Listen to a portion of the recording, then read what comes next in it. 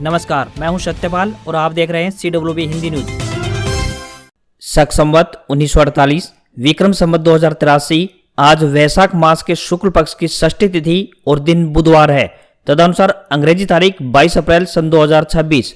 आज 22 अप्रैल है, यानी विश्व पृथ्वी दिवस। आज 22 अप्रैल को विश्व पृथ्वी दिवस मनाया जाता है। इसका मुख्य उद्देश्य पर्यावरण संरक्षण के प्रति लोगों को जागरूक करना और पृथ्वी को बचाने का संकल्प लेना है। यानी साल 2026 में इस दिन की थीम हमारी शक्ति हमारा ग्रह रखा गया है। सबसे पहले आज की सुर्खियां। हरियाणा में येलो अलर्ट जारी, अगले 5 दिन गर्मी व लू के थपेड़ों के लिए रहे तैयार, पारा 44 डिग्री पहुंचने के आसार। हरियाणा रोडवेज बसों में मुफ्त सफर के लिए मिलने लगे हैप्पी कार्ड, बस करना होगा ये काम। गोहाना मंडी में धीमी लिफ्टिंग पर सोनीपत डीसी सख्त, ठेकेदार को नोटिस जारी किया, गाड़ियों की कमी पर कार्रवाई। हरियाणा में इन लोगों की संपत्ति जल्द होगी नीलाम, मिला है 15 दिनों का अल्टीमेटम। रेवाड़ी धारूहेड़ा में पहले दिन नहीं हुआ कोई नामांकन, इंतजार करते रहे अधिकारी, भाजपा ने नहीं किया कैंडिडेट का ऐलान, 10 को है मतदान। हुड्डा ने हादसे में गेहूं खरीद व्यवस्था पर उठाए सवाल, बोले लिफ्टिंग की व्यवस्था सही नहीं, किसानों को भुगतान में हो रही है देरी। आशा वर्कर्स का प्रदर्शन, बोली ऑनलाइन काम का दबाव बढ़ाया जा रहा, 9 मई को स्वास्थ्य मंत्री आवास का करेंगे घेराव। महेंद्रगढ़ में 3 मई को होगी नीट यूजी की परीक्षा, सीसीटीवी, जैमर और बायोमेट्रिक व्यवस्था चाक चौबंद रखने के आदेश जारी। 22 अप्रैल यानी आज जींद में लगने जा रहा है जॉब फेयर, युवाओं को मिलेंगे रोजगार के अवसर। अंबाला नगर निगम चुनाव के लिए कांग्रेस की लिस्ट जारी, बीजेपी की लिस्ट का है इंतजार। राकेश टिकैत की अपील पर 13 दिन बाद किसानों का धरना समाप्त, अब चंडीगढ़ में होने जा रही है पंचायत की तैयारी। और हरियाणा में अब प्राइवेट बसों में भी मान्य होंगे फ्री पास, रोडवेज बसों की तरह ही देना होगा मुफ्त यात्रा का लाभ। और अब खबरें विस्तार से। हरियाणा में अप्रैल के महीने में ही मई जून जैसी गर्मी पड़ने लगी है। तीखी धूप और गर्म हवाओं की वजह से भीषण गर्मी के संकेत मिलने लगे हैं। हरियाणा के फरीदाबाद में 42.9 डिग्री तापमान दर्ज किया गया है, जो कि पिछले दिन के मुकाबले तकरीबन 1 डिग्री सेल्सियस अधिक रहा। आने वाले कुछ दिनों में स्थिति और बिगड़ने की आशंका जताई गई है। राज्य में कुछ हिस्सों में लू दर्ज की गई है। 4 दिन फिलहाल राहत मिलने की कोई उम्मीद नहीं है। मौसम विभाग ने अगले 4 दिन की चेतावनी जारी करते हुए कहा, चारों दिन हरियाणा के कुछ हिस्सों में लू चल सकती है। तापमान में 3 से 5 डिग्री सेल्सियस तक की बढ़ोतरी होने की संभावना है। वहीं आज यानी 22 और कल 23 अप्रैल को पारा 43 डिग्री के पार पहुंच सकता है। 24 अप्रैल को भी ऐसी स्थिति रहने की संभावना जताई गई है। मौसम विज्ञान विभाग ने चेतावनी जारी की है कि लू की स्थिति न केवल दोपहर में बल्कि देर शाम तक बनी रहेगी। हालांकि 26 अप्रैल से मौसम में बदलाव आने की संभावना है। एक पश्चिमी विक्षोभ सक्रिय होने जा रहा है, जिससे तापमान में कमी आने की संभावना है। साथ ही लू पर भी रोक लगने की संभावना जताई गई है। हरियाणा परिवहन विभाग की बसों में मुफ्त सफर की बाट जो रहे लोगों के लिए एक अच्छी खबर सामने आ रही है। बता दें कि प्रदेश में हैप्पी कार्ड योजना के तहत पात्र लोगों को रोडवेज बसों में मुफ्त यानी फ्री सफर का लाभ मिलता है। पिछले कुछ सालों से नए हैप्पी कार्ड बनना बंद हो गए थे, जिससे लोग मुफ्त यात्रा का लाभ उठाने से वंचित हो रहे थे। लेकिन अब नए हैप्पी कार्ड बनने लगे हैं, साथ ही इनका वितरण कार्य भी तेज गति से कर दिया है। रोडवेज विभाग द्वारा प्रदेश के सभी डिपो व उप डिपो पर हैप्पी कार्ड वितरण प्रक्रिया को सुचारू रूप से संचालित करने के विशेष इंतजाम किए गए हैं, जहां आवेदकों के दस्तावेजों की जांच के बाद उन्हें हैप्पी कार्ड सौंपे जा रहे हैं। बता दें कि साल 2024 में जिन लाभार्थियों ने हैप्पी कार्ड योजना के तहत पंजीकरण करवाया था, उनके कार्ड अपने संबंधित डिपो के पास पहुंच चुके हैं। हैप्पी कार्ड प्राप्त करने के लिए लाभार्थियों को अपने मोबाइल नंबर पर आए गए OTP और आवेदन नंबर की जानकारी देनी होगी, जिसके बाद उन्हें कार्ड सक्रिय कर उन्हें सौंप दिया जाएगा। यह प्रक्रिया सुबह 9 बजे से लेकर शाम 4 बजे तक अपने नजदीकी बस स्टैंड पर जारी रहती है। यदि किसी व्यक्ति के मोबाइल नंबर पर OTP नहीं आया है तो वह अपनी आवेदन प्रति लेकर बस स्टैंड पर जानकारी प्राप्त कर सकता है। हैप्पी कार्ड योजना के तहत पात्र परिवारों के हर एक व्यक्ति को 1 साल में हरियाणा रोडवेज की बसों में 1000 किलोमीटर तक मुफ्त यात्रा का लाभ मिलता है।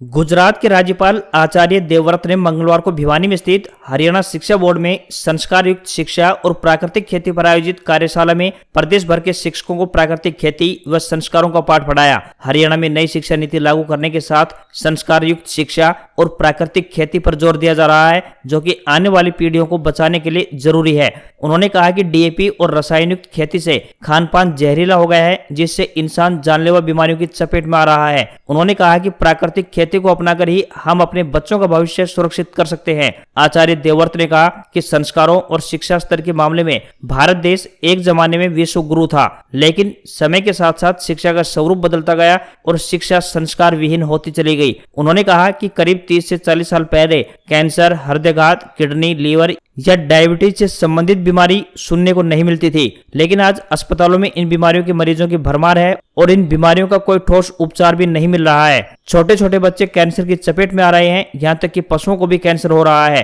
राज्यपाल ने कहा कि देश में प्राकृतिक खेती का बहुत तेज गति से विस्तार हो रहा है। उन्होंने कहा कि बीमारियों से बचने के लिए हमने सबसे पहले धरती को जहरीली होने से बचाना होगा। आने वाली पीढ़ियों को सुरक्षित रखने के लिए प्राकृतिक खेती को अपनाएं, वही खाएं जो हमारा भोजन है और वही पिएं जो प्रकृति ने पीने के लिए दिया है। राज्यपाल आचार्य देवव्रत ने कहा कि शिक्षक का जीवन आदर्श होना चाहिए। एक छोटा बच्चा या विद्यार्थी अपने गुरुजन और माता पिता को देखकर ही सीखता है। शिक्षक का आचरण ही आने वाली पीढ़ियों को बदलेगा। इस मौके पर सांसद चौधरी धर्मवीर सिंह ने कहा कि आचार्य देवव्रत के संदेश से यह प्रण लेना चाहिए कि हम कम से कम अपने घर में प्रयोग के लिए प्राकृतिक खेती जरूर करें।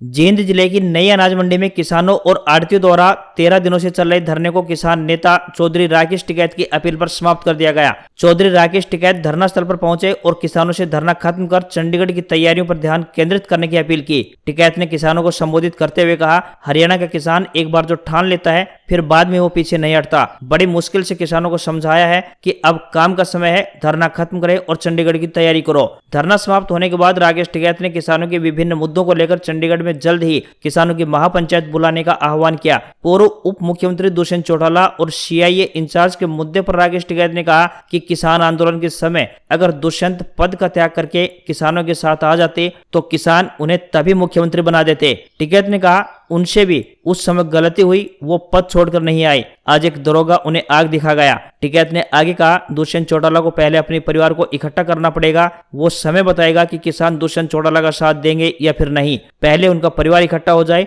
फिर किसानों के बीच आए। यह धरना मुख्य रूप से मंडी संबंधी नियमों, फसल खरीद व्यवस्था और किसानों आढ़तियों की मांगों को लेकर चल रहा था। राकेश टिकैत की अपील के बाद किसान धरना समाप्त कर चंडीगढ़ महापंचायत की तैयारी में जुट गए हैं।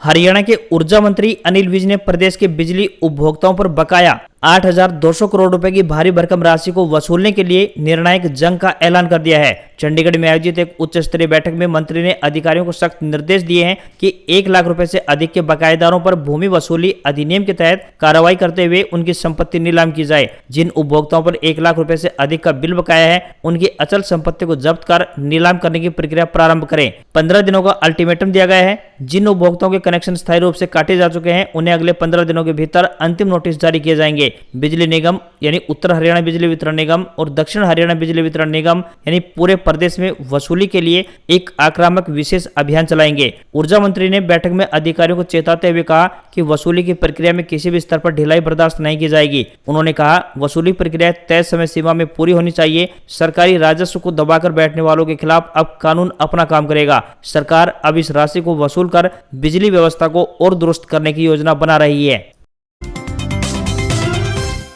जिला रोजगार जींद अधिकारी डॉक्टर अंजू नरवाल ने जानकारी दी है कि जिला रोजगार कार्यालय परिसर में 22 अप्रैल यानी आज रोजगार मेले का आयोजन होने जा रहा है। 22 अप्रैल को प्रातः 10 बजे रोजगार मेला एवं जागरूकता कैंप का आयोजन किया जाएगा। इस मेले का उद्देश्य युवाओं को रोजगार के मौके मुहैया करवाने व उन्हें विभिन्न कंपनियों से सीधे तौर पर जोड़ना है। इस रोजगार मेले में Pukhraj health care limited, Shri Shyam bio fertilizers तथा SIS सिक्योरिटीज जैसी प्रतिष्ठित कंपनियों के प्रतिनिधि हिस्सा लेने पहुंच रहे हैं। डॉक्टर नरवाल ने बताया कि पुखराज हेल्थ केयर लिमिटेड की तरफ से कार्यालय के कार्य के लिए सिर्फ महिला अभ्यर्थियों को सिलेक्ट किया जाएगा।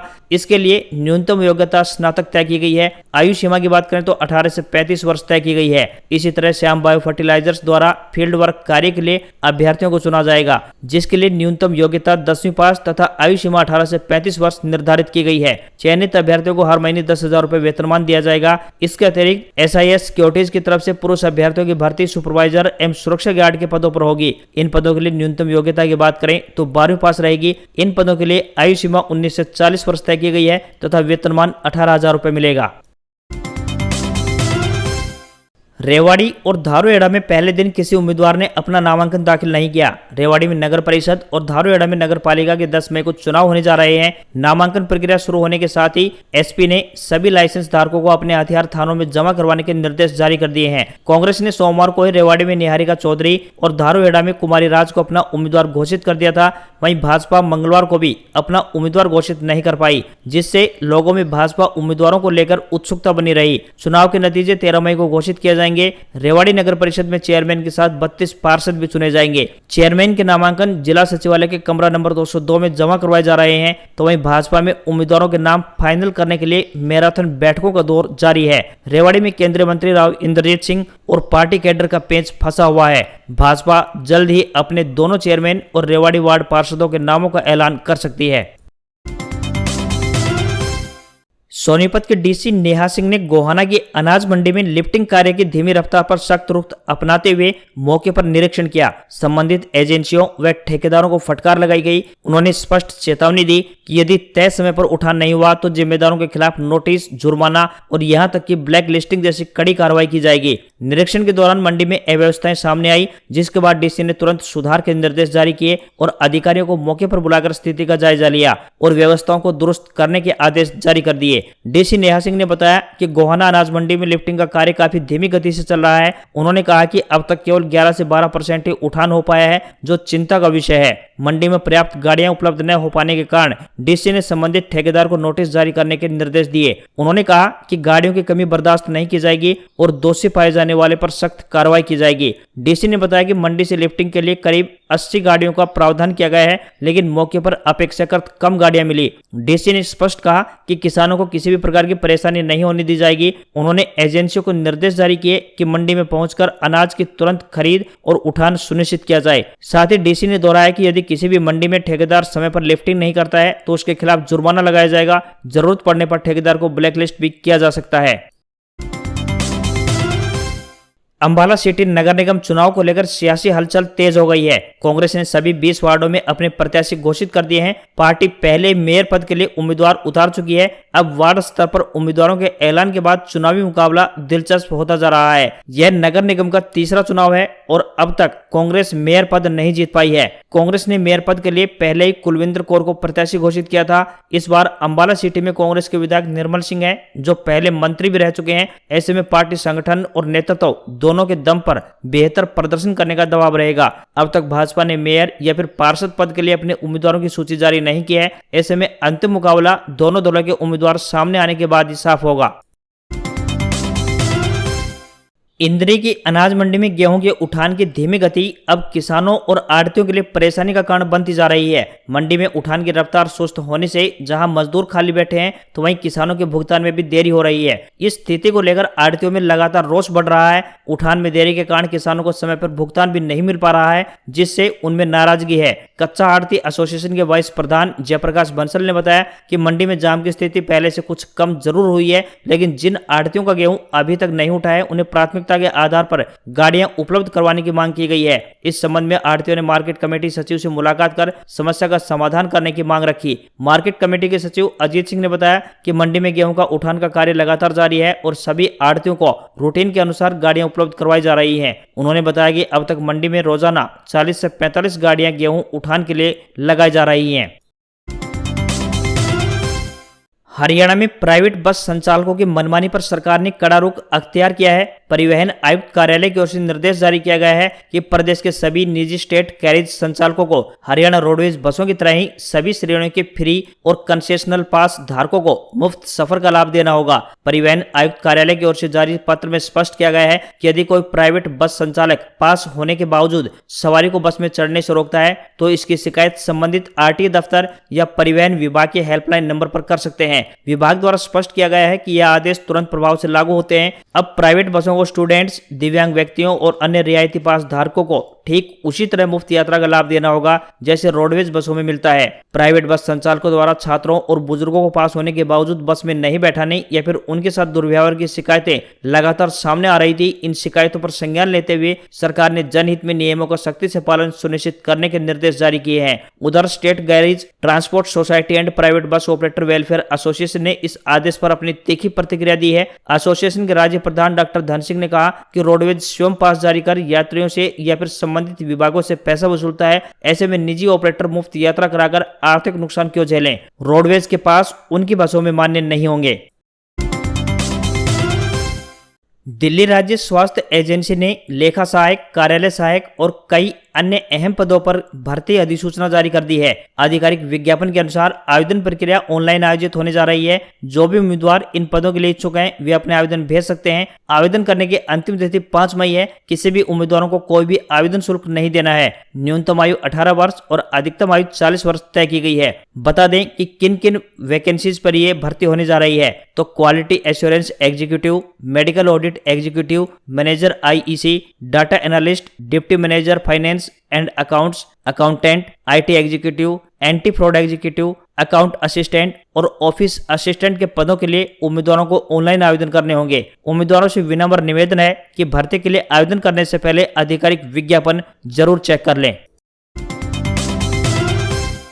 अमेरिकी उपराष्ट्रपति जेडी वेंस की पाकिस्तान यात्रा फिलहाल टाल दी गई है। न्यूयॉर्क टाइम्स की रिपोर्ट में एक अमेरिकी अधिकारी के हवाले से बताया गया है कि ईरान ने अब तक अमेरिका की बातचीत की शर्तों पर कोई जवाब नहीं दिया है, जिसके चलते ये फैसला लिया गया है। वेंस को मंगलवार सुबह पाकिस्तान के लिए रवाना होना था, जहां बुधवार को अमेरिका और ईरान के बीच बातचीत फिर शुरू होने वाली थी। हालांकि यह यात्रा रद्द नहीं की गई है, बल्कि फिलहाल होल्ड पर रखी गई है। दोनों देशों के बीच चल रहा सीज फायर भी बुधवार को खत्म होने वाला है। दूसरी तरफ ईरान ने भी अमेरिका के साथ प्रस्तावित बातचीत में शामिल होने से साफ इनकार कर दिया है। तेहरान टाइम्स से बात करते हुए ईरान के विदेश मंत्रालय के प्रवक्ता ने बताया कि अभी इस्लामाबाद जाने की कोई योजना नहीं है। उन्होंने इसके पीछे अमेरिका के विरोधाभासी रवैये को जिम्मेदार ठहराया। ट्रंप ने कहा कि उन्होंने ईरान में सत्ता बदल दी है। उन्होंने दावा किया कि अमेरिका और ईरान के बीच जल्द एक बड़ी डील हो सकती है। डोनाल्ड ट्रंप ने साफ किया कि वह सीज फायर को आगे नहीं बढ़ाएंगे। उन्होंने कहा कि हमारे पास अब ज्यादा समय नहीं है।